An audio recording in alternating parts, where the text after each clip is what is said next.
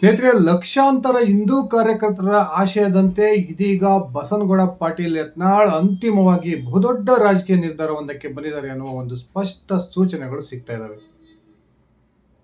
ಕೆಲವು ತಿಂಗಳ ಹಿಂದೆ ಬಿಜೆಪಿಯಿಂದ ಅಶಿಸ್ತಿನ ಕಾರಣಕ್ಕೆ ಉಚ್ಚಾಟನೆಯಾಗಿದ್ದಂತಹ ಬಸನಗೌಡ ಪಾಟೀಲ್ ಯತ್ನಾಳ್ ಪಕ್ಷದ ಹೊರಗಿದ್ರೂ ಸಹ ರಾಜ್ಯಾಧ್ಯಕ್ಷ ಹುದ್ದೆಯಿಂದ ವಿಜಯೇಂದ್ರ ಅವರನ್ನ ಕೆಳಗಿಳಿಸಬೇಕು ಅನ್ನುವ ಸತತ ಪ್ರಯತ್ನದ ನಂತರವೂ ಕೂಡ ಇದೀಗ ರಾಷ್ಟ್ರೀಯ ಬಿಜೆಪಿ ನಾಯಕರು ಬಹುತೇಕವಾಗಿ BY ವಿಜಯೇಂದ್ರ ಅವರನ್ನೇ ರಾಜ್ಯಾಧ್ಯಕ್ಷ ಸ್ಥಾನದಲ್ಲಿ ಮುಂದುವರಿಸತಕ್ಕಂಥ ತೀರ್ಮಾನಕ್ಕೆ ಬಂದಿರುವ ಕಾರಣಕ್ಕೆ ಇದೀಗ ತಮ್ಮ ಆಪ್ತ ಬಳಗದ ಅಂದರೆ ರೆಬಲ್ಸ್ ಟೀಮ್ನ ನಾಯಕರೊಂದಿಗೆ ಜೊತೆಗೂಡಿ ಪಕ್ಕಾ ಹಿಂದುತ್ವವಾದಿಯಾಗಿರ್ತಕ್ಕಂಥ ಒಂದು ರಾಜಕೀಯ ಪಕ್ಷವನ್ನ ಕಟ್ಟೋ ಪ್ರಯತ್ನಕ್ಕೆ ಇದೀಗ ಬಸನಗೌಡ ಪಾಟೀಲ್ ಯತ್ನಾಳ್ ಮುನ್ನುಡಿಯನ್ನ ಬರೆದಿದ್ದಾರೆ ಅನ್ನುವ ಒಂದು ಸ್ಪಷ್ಟ ಸೂಚನೆಗಳು ಸಿಗ್ತಾ ಇದ್ದಾವೆ.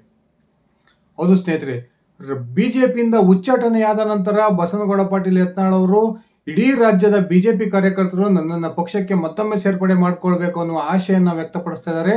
ಇಷ್ಟರಲ್ಲೇ ನಾನು ಬಿಜೆಪಿಗೆ ಮರಳ್ತೀನಿ ಅನ್ನುವ ಹೇಳಿಕೆಯನ್ನ ಕೊಡ್ತಾ ಬರ್ತಿದ್ರು.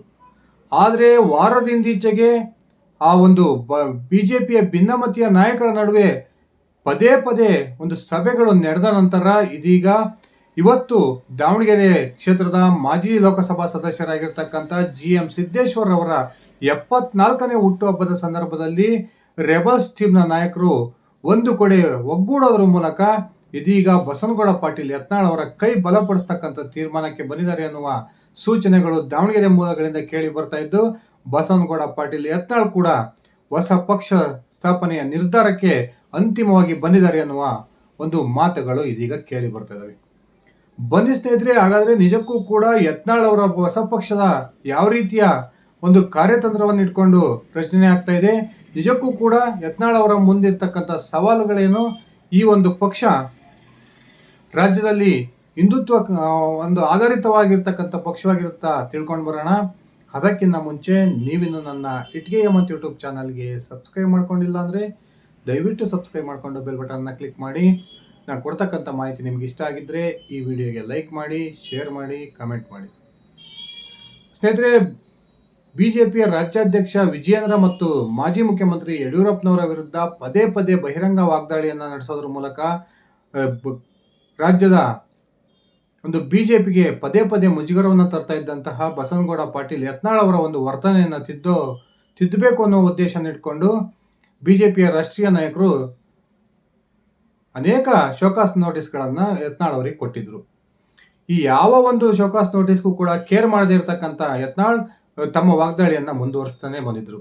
ಕೊನೆಗೆ ಅನಿವಾರ್ಯ ಕಾರಣಕ್ಕಾಗಿ ಪಕ್ಷದಲ್ಲಿ ಅಶಿಸ್ತನ್ನ ಸಹಿಸೋದಿಕ್ ಸಾಧ್ಯವಿಲ್ಲ ಅನ್ನೋ ಕಾರಣಕ್ಕೆ ಬಿಜೆಪಿಯ ರಾಷ್ಟ್ರೀಯ ನಾಯಕರು ಒಂದು ಪ್ರಮುಖವಾದ ರಾಜಕೀಯ ನಿರ್ಧಾರವನ್ನು ತೆಗೆದುಕೊಂಡ್ರು. ಆ ಮೂಲಕ ಯತ್ನಾಳ್ ಅವರನ್ನ ಪಕ್ಷದಿಂದ ಉಚ್ಚಾಟನೆ ಮಾಡಿದರು.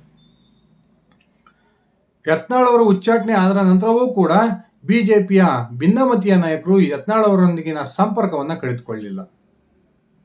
ಒಂದ್ 2-3 ಬಿಜೆಪಿಯ ಭಿನ್ನಮತೀಯ ನಾಯಕರು ಯತ್ನಾಳ್ ಅವರ ವಿರುದ್ಧ ಮಾತುಗಳನ್ನಾಡಿದ್ರು ಕೂಡ ಅದರಲ್ಲೂ ಕೂಡ ಅತ್ಯಂತ ಪ್ರಮುಖವಾಗಿ ಗೋಕಾಕ್ನ ಶಾಸಕ ರಮೇಶ್ ಜಾರಕಿಹೊಳಿ ಅವರು ಯತ್ನಾಳ್ ಅವರು ಬಾಯಿ ಬಂದಂಗೆ ಮಾತಾಡಬಾರ್ದು, ಅವರು ಸ್ವಲ್ಪ ಬಾಯನ್ನ ಕಂಟ್ರೋಲಲ್ಲಿ ಇಟ್ಕೋಬೇಕು ಅನ್ನುವ ಮಾತನ್ನ ಹೇಳೋದ್ರ ಮೂಲಕ ಯತ್ನಾಳ್ಗೆ ಶಾಕ್ ಕೊಡ್ತಾರೆ ಅನ್ನುವ ಒಂದು ನಿರೀಕ್ಷೆಗಳು ಇದ್ವು. ಆದರೆ ಯಾವಾಗ ಬಿಜೆಪಿಯ ರಾಜ್ಯಾಧ್ಯಕ್ಷ ಸ್ಥಾನಕ್ಕೆ ಬಹುತೇಕ ವಿಜಯೇಂದ್ರ ಅವರೇ ಮತ್ತೊಮ್ಮೆ ನೇಮಕ ಆಗ್ತಾರೆ ಅನ್ನುವ ಲೆಕ್ಕಾಚಾರಗಳು ಹೊರಬರೋದಿಕ್ಕೆ ಸ್ಟಾರ್ಟ್ ಆದವು, ಅದಾದ ನಂತರ ಮತ್ತೊಮ್ಮೆ ರೆಬಲ್ಸ್ ಟೀಮ್ ಆಕ್ಟಿವ್ ಆಯಿತು. ಇತ್ತೀಚೆಗೆ ಬೆಳಗಾವಿಯ ಒಂದು ಮಹಾಲಕ್ಷ್ಮಿ ಜಾತ್ರೆಯ ಸಂದರ್ಭದಲ್ಲಿ ರೆಬಲ್ಸ್ ನಾಯಕರೆಲ್ಲ ಆ ಗೋಕಾಕಿಗೆ ಹೋಗಿ ಅಲ್ಲಿ ಸಭೆಯನ್ನು ನಡೆಸೋದ್ರ ಮೂಲಕ ಒಂದು ರೀತಿಯ ಬಿಜೆಪಿಗೆ ಶಾಕ್ ಕೊಡ್ತಕ್ಕಂಥ ತೀರ್ಮಾನಕ್ಕೆ ಬಂದಿದ್ರು ಅಂತಾನೆ ಹೇಳಲಾಗ್ತಾ ಇದೆ. ಈಗ ಇವತ್ತು ದಾವಣಗೆರೆಯಲ್ಲಿ ನಡೆದಂತಹ GM ಸಿದ್ದೇಶ್ವರ್ ಅವರ 74ನೇ ಹುಟ್ಟುಹಬ್ಬದ ಒಂದು ಸಂದರ್ಭದಲ್ಲಿ ಈ ಎಲ್ಲಾ ರೆಬಲ್ಸ್ ಟೀಮ್ನ ಎಲ್ಲಾ ನಾಯಕರು ಕೂಡ ಒಗ್ಗೂಡಿ ಬಸನಗೌಡ ಪಾಟೀಲ್ ಯತ್ನಾಳ್ ಅವರಿಗೆ ಒಂದು ಮಾತನ್ನು ಹೇಳಿದ್ದಾರೆ.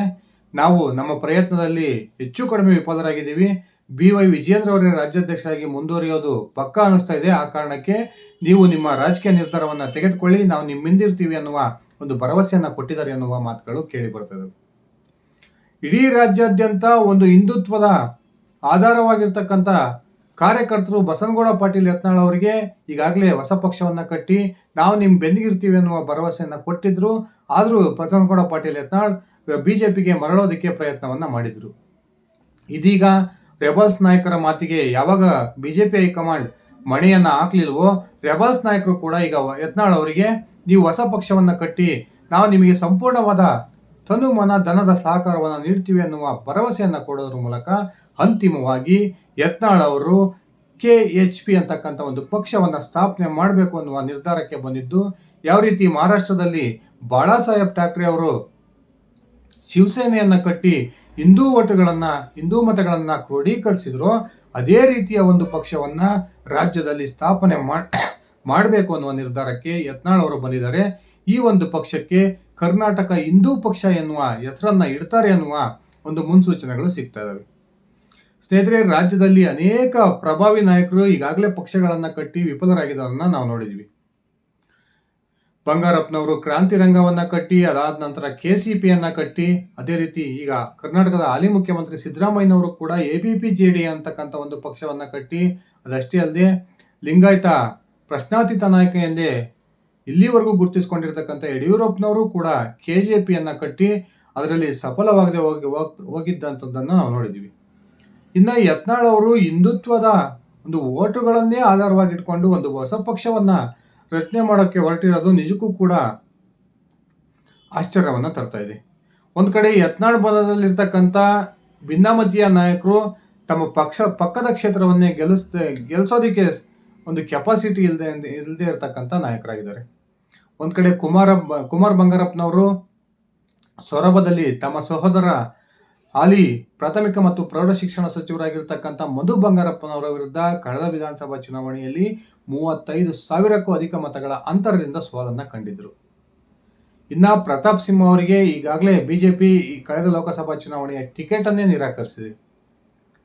ಇನ್ನ ಅರವಿಂದ್ ಲಿಂಬಾವಳಿ ಅವರ ವಿಚಾರಕ್ಕೆ ಸಂಬಂಧಪಟ್ಟಂತೆ ಅವರಿಗೆ ವೈಯಕ್ತಿಕವಾಗಿ ಕೆಲವೊಂದು ಸಮಸ್ಯೆಗಳಿದ್ದಾವೆ ಅನ್ನೋ ಕಾರಣಕ್ಕೆ ಬಿಜೆಪಿ ಹೈಕಮಾಂಡ್ ಅವರಿಗೆ ಟಿಕೆಟ್ ಅನ್ನ ಕಳೆದ ವಿಧಾನಸಭಾ ಚುನಾವಣೆಯಲ್ಲಿ ನಿರಾಕರಿಸಿ ಬದಲಾಗಿ ಅವರ ಪತ್ನಿಗೆ ಟಿಕೆಟ್ ಅನ್ನು ಕೊಟ್ಟಿತ್ತು. ಇನ್ನ GM ಸಿದ್ದೇಶ್ವರ್ ಹಾಗೇನೆ ಹರಿಹರದ ಶಾಸಕ BP ಹರೀಶ್.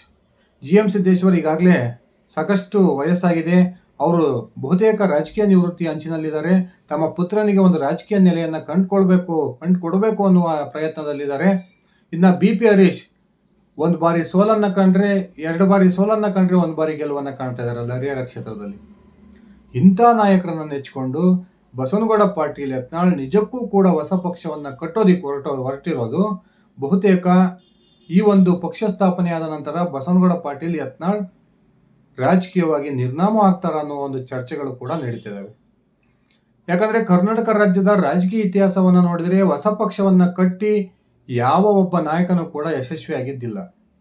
ಇನ್ನು ಬಸವನಗೌಡ ಪಾಟೀಲ್ ಯತ್ನಾಳ್ ವಿಚಾರಕ್ಕೆ ಸಂಬಂಧಪಟ್ಟಂತೆ ತಾನು ಅತ್ಯಂತ ಹೆಚ್ಚಾಗಿ ನಂಬಿರ್ತಕ್ಕಂಥ ರಮೇಶ್ ಜಾರಕಿಹೊಳಿ ಅವರು ಯಾವ ಟೈಮಲ್ಲಿ ಯಾವ ಪಕ್ಷದಲ್ಲಿ ಇರ್ತಾರೆ ಅನ್ನೋದು ಅವ್ರಿಗೆ ಕನ್ಫರ್ಮ್ ಇಲ್ಲ. ಇಂಥ ನಾಯಕರನ್ನ ನಂಬಿಕೊಂಡು ಕೇವಲ ಸ್ವಲ್ಪ ಹಿಂದುತ್ವ ಆಧಾರಿತವಾಗಿ ತಾವು ನಿಮ್ಮ ಪಕ್ಷವನ್ನು ಬೆಂಬಲಿಸ್ತೀವಿ ಅನ್ನುವ ಕಾರ್ಯಕರ್ತರನ್ನ ಮಾತನ್ನ ನಂಬಿಕೊಂಡು ಬಸವನಗೌಡ ಪಾಟೀಲ್ ಯತ್ನಾಳ್ ಅವರು ಹೊಸ ಪಕ್ಷವನ್ನ ರಚನೆ ಮಾಡೋಕೆ ಹೊರಟಿರೋದು ನಿಜಕ್ಕೂ ಕೂಡ ಬಸವನಗೌಡ ಪಾಟೀಲ್ ಯತ್ನಾಳ್ ಅವರ ರಾಜಕೀಯ ಜೀವನದ ಅಂತ್ಯಕ್ಕೆ ಕಾರಣವಾಗುತ್ತಾ ಅನ್ನುವ ಪ್ರಶ್ನೆಗಳು ಉಟ್ಕೊಂಡಿದ್ದಾವೆ.